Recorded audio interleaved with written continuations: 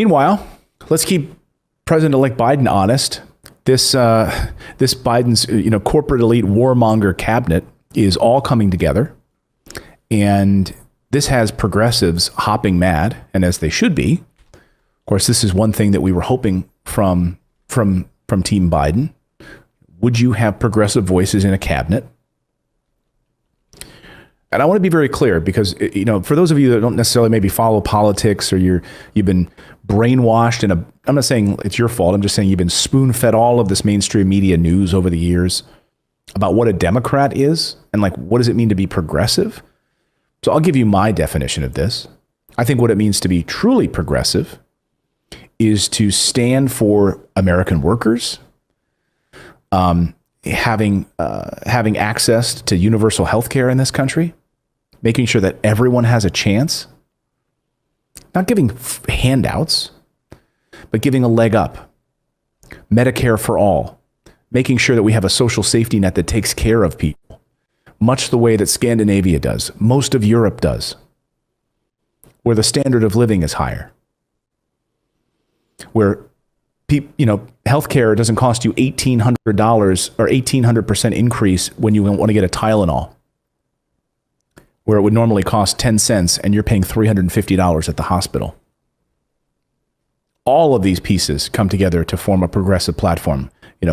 Environmental protections across the country, making sure that we have clean air and clean water,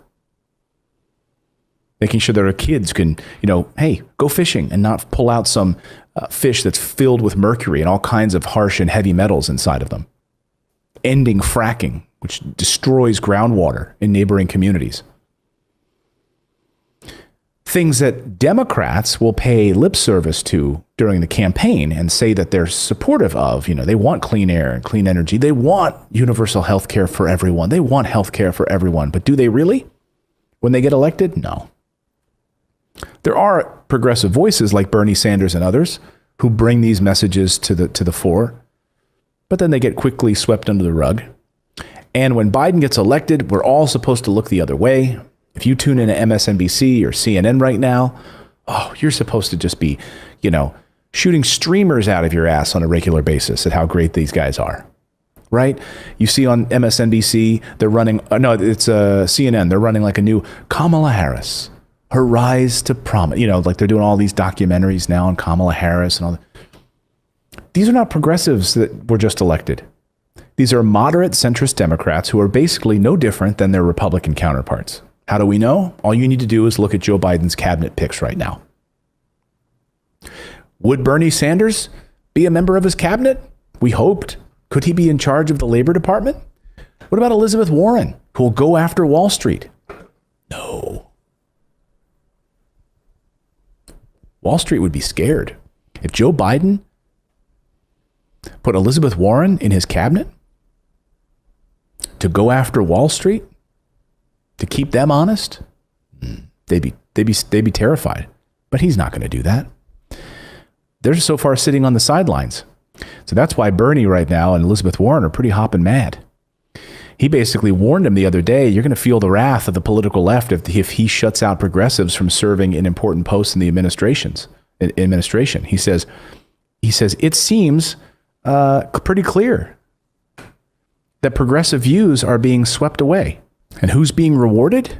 It's the corporate elite. It's the warmongers that are coming together. So there's a number of different voices that are now being selected for Biden's cabinet. If you had hoped that there was going to be, a pullback on us going to war in far off places for no reason, if you thought we're going to start to bring troops home, we're going to start to close military bases around the world, we're going to decrease our defense budget, which is something I'm a big fan of doing. Does that look like it's going to happen? No, not at all, because all of those Obama era spending and bombing folks are back again. Under Obama, of course, we had the largest expansion of our drone program, launched a number of new multiple wars under Obama. You didn't get congressional approval for it, right? In Syria and Yemen and other places, Libya. But we just continue to bomb those places. We have Afghanistan. We're 19 years in that war now. Iraq. And there's a continued call now for expanded Pentagon military budgets. So all you need to do, if you think I'm making this up, all you need to do is go to Biden's transition website, and he lays it all out right there in ink on the Biden transition website. So it's all there. All the platform is right there on the joebiden.com. And what does he want? He wants to have an additional, his transitional advisors include, for instance, retired General Lloyd Austin of Raytheon Corporation, former Principal Deputy Undersecretary of Defense for Policy, Kathleen Hicks of the Aerospace Corporation, the former number 2 civilian at the Pentagon, Robert Work, of Raytheon. All of these big budget defense contractors who make billions of dollars off of the government are on his transition team, advising him on who to pick and put in place to continue these foreign wars and to make sure that money is being shoveled in the right directions to the likes of Raytheon, Boeing, all of these, Northrop Grumman, etc. Among many others, including in the administration's orbit, are all of these people that worked at these companies. The most emblematic and illustrative of Biden's military industrial warriors is the current frontrunner to be his defense secretary, and that's Michelle Flournoy. So we talked about this a little bit last week on the show, but Michelle Flournoy, look at that. That's the face of a warmonger right there. Because Clayton, in June of this year, they're being diverse, though. Yes. Come on, man. Oh, yeah. Oh, we should. So if you watch MSNBC, if you watch CNN, we should be thrilled that she's a woman, right? Michelle Flournoy is a woman. We should just look beyond what she wants to do, like in the South China Sea, for instance, right? She wants the capability. She wrote in June, says she wants the capability to credibly threaten to sink all of China's military vessels, submarines, and merchant ships in the South China Sea within 72 hours. She wants us to ramp up military spending. She wants to ramp up our air and sea defenses, so much so that we could destroy the Chinese military in the South China Sea within 72 hours. So pony up some more money. This is your new war. This is your new Cold War.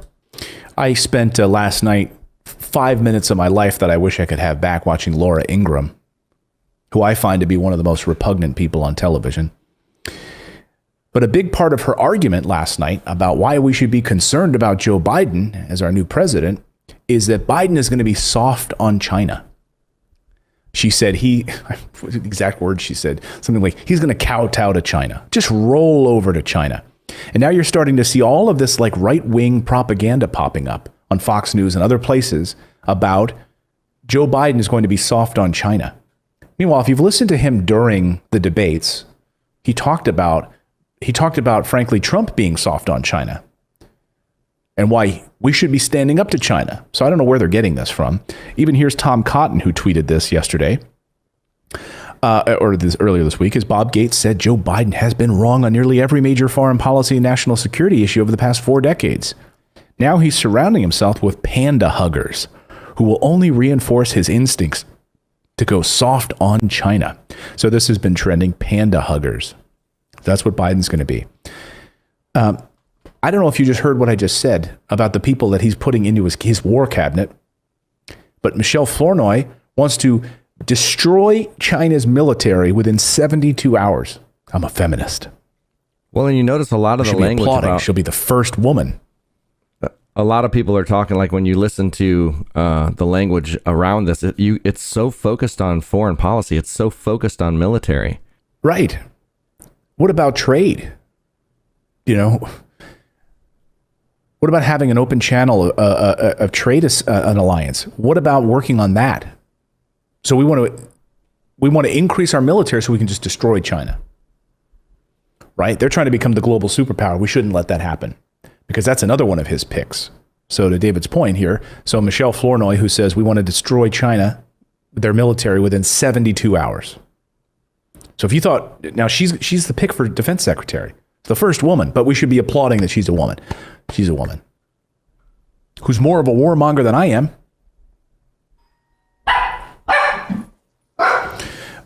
Let's get that door, shall we? Biden's choice for Secretary of State, Tony Blinken. Here's another one. Here he is, by the way, hanging out with Obama and sneakers. Here's Obama just talking. Hey, he's so cool he can just wear sneakers and bomb people. Oh, Clayton, you shouldn't be saying that. I know I shouldn't be saying that, right? I shouldn't talk like that. You should be respectful of this incoming administration, right? You should be respectful. You should ignore the truths. Like if you watch MSNBC right now, they're just so effusive. First woman Secretary of Defense. And all of the language is getting back to normal. All of the language is now good. We're getting back to normal. We're normalizing things once again. We're going back to the establishment under Obama. Yeah, we're back. When we were all lulled to sleep.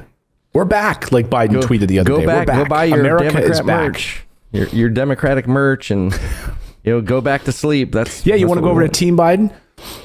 Go over to Biden's website. You want to buy some merch? You can do that right now. You can get the Dogs for Democrats a collar for $28. What do you guys want? Do you want some stickers? How about this? For you champagne drinking liberals, here you can drink number 46 champagne flutes and sit around and celebrate. Don't be a D. Don't be a D. Oh, you want a tote? How about a tote? Look, they're so lovable. They're so, they're just so soft on everything. They're just so lovable, right? They're not like those warmonger Republicans who just want to continue to bomb people, right? Oh, they've got baby stuff, so they care about babies. How about that? Look, I know this rubs some people the wrong way.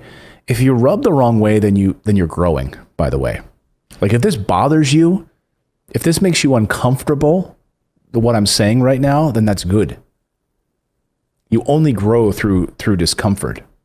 So if you've been watching all of these mainstream media networks for so long and you've been told to just fall in line, you've been told how everything's going to be great, back to normal. There's going to be, there's going to be adults in the room again now. Get those Trump people out of there. There's going to be adults in the room. That's what you're being told right now and spoon-fed from the mainstream media. It's worth keeping in mind, though, that the global war on terror has now killed 7,000 U.S. servicemen and women. More than twice the number of people killed on 9/11. More than 800,000 lives worldwide. 800,000 lives. Through bombing, through drone strikes, 800,000 people. For what? What are we doing? So we can be a, quote, a force for good in the world? And what percentage of those were innocent? A huge percentage of them.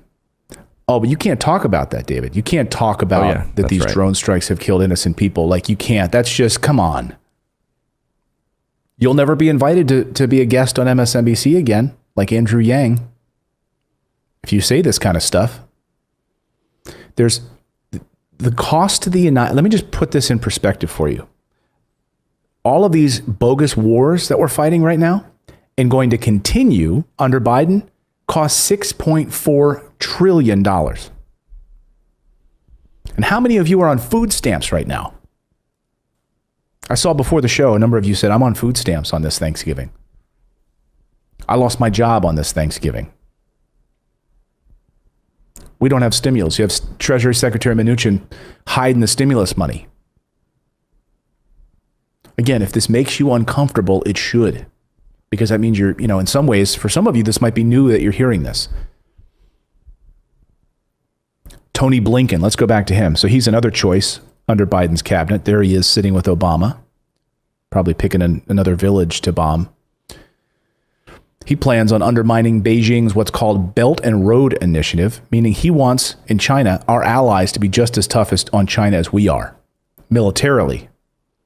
Strengthen that Belt and Road Initiative around Beijing. Tighten it up. Go after them as Secretary of State. So you have Michelle Flournoy at the Defense Department, Defense Secretary, who wants to bomb China into oblivion in 72 hours if possible. You have Anthony Blinken, who plans on undermining Beijing all around economically. And then you have National Security Advisor Jake Sullivan. He's the other choice, Biden's choice for national security advisor at the NSA.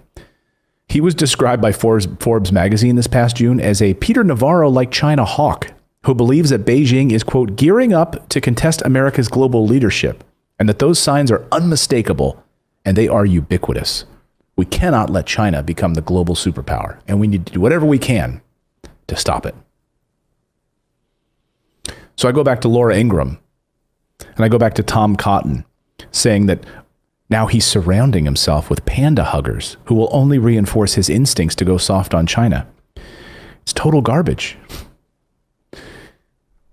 That's total BS. So if you hear that kind of talk and you hear, Laura Ingraham saying that he's going to be soft on China, I want to remind you of something that Christine Stonehouse said about this. She said, whenever someone tells you that a U.S. president is going to be soft on a nation the U.S. government has marked as an enemy, you are being played.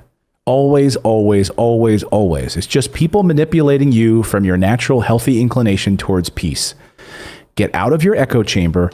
Look at the raw information instead of the narratives, and stop letting the sociopaths manipulate you. In other words, you shouldn't be afraid of your government being too nice on China. It's not going to happen. When he has surrounded himself with these types of war hawks who want to increase military spending, give you guys a new enemy to be angry about, because we operate best as a country spending so much money on our military when we have an enemy, right? When it's Russia, when it's Vietnam. Well, we can't forget, though, Clayton, Blinken and Flournoy, their firm told executives that they'd share their passion for helping new companies get Pentagon contracts. So they are thinking about, U.S. businesses. Yeah, they're in favor of U.S. businesses. Boeing and Raytheon and Northrop Grumman. All these companies have been suffering because they only get $40 billion a year from you, the taxpayers, to keep building unbelievable jet programs,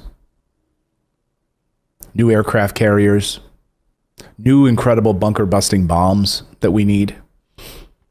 And if you listen to Flournoy, who wants to increase this spending, she wants to make sure that we have a military readiness that can go after these merchant ships, submarines, and military vessels and destroy them within 72 hours. Biden's presidential team of national security advisors is being loaded with people that they call the blob. It's a policy is unaffectionately known as the blob. It's a well-worn group of people who's been resurrected from the Washington establishment under Obama, who backed or waged disastrous wars for the last 2 decades.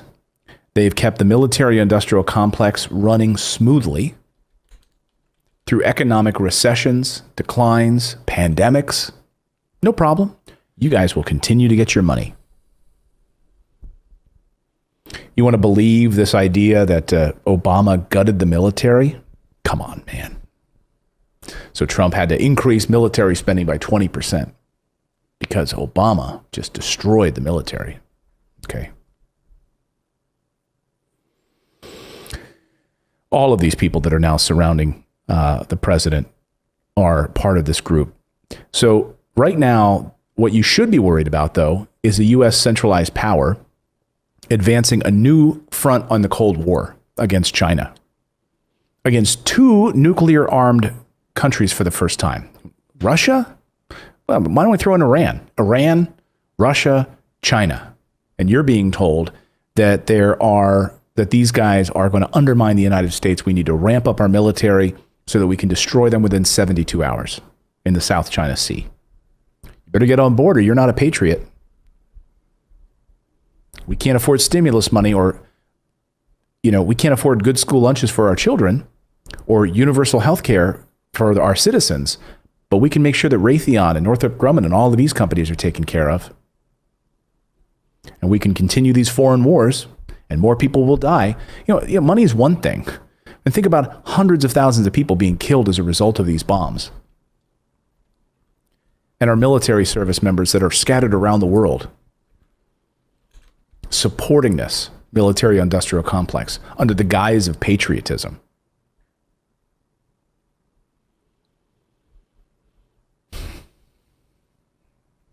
So these are the people that are going to be in the White House Well, and when did patriotism become American supremacy? It's a good question. Because that's what it's tied to now. Well, I think after World War II. Look, before World War II, we did not have a standing military. We did not have a standing military, United States Army. We did not. We were able to mobilize after Pearl Harbor within months. Within months, we were able to mobilize. Japan awakened the sleeping giant, right? With their attack on Pearl Harbor. And we were able to mobilize in a matter of months and win against two fronts, against Imperial Japan and Nazi Germany. You mean to tell me we need a massive standing army against some guys on camels in the Middle East?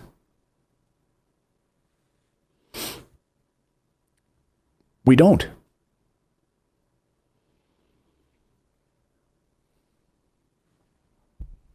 So later this week, I'm going to have a story about Biden's cabinet on the financial side.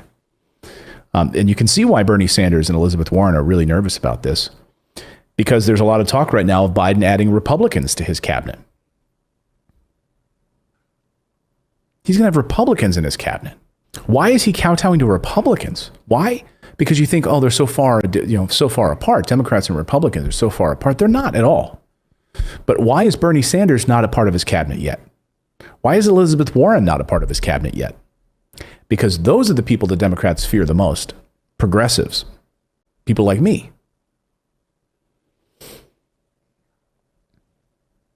People who want Medicare for all, that would undermine Wall Street.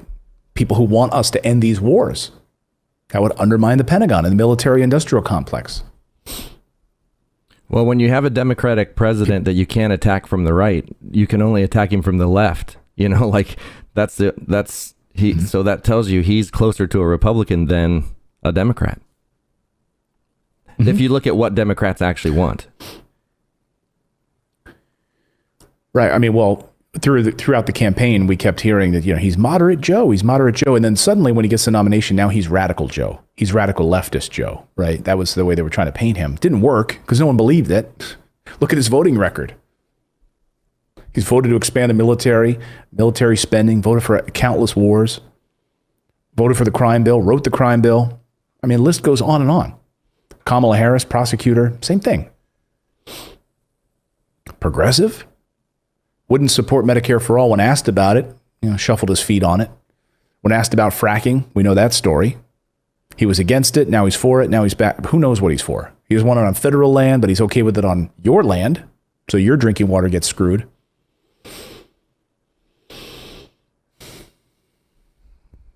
Say what you want about Trump. Did not increase or start a new war. And has tried to bring people home from these wars, and he's gotten major pushback from the Pentagon. So much so that his own Pentagon and senior military officials have been throwing him under the bus about it. Mitch McConnell coming out at the podium just before Thanksgiving break, not passing stimulus, no, taking the microphone and slamming President Trump for wanting to bring troops home from Afghanistan. It would be disastrous if we do that. Right. No, Mitch gets a call from Raytheon or Northrop Grumman or Boeing or these other defense contractors and says, Mitch, better get your boy in line. We've got to have endless wars need to continue. How are we going to make our money? Disastrous, right? Let me know your thoughts on this. Drop me a comment below. Am I way off base? Am I on target? Disagree with me? Agree with me? I want to hear from you. I try to read all of your comments every day. So please drop me a comment below. If you're new here, please subscribe to the channel. We do this show every morning at 9 a.m. Eastern Time.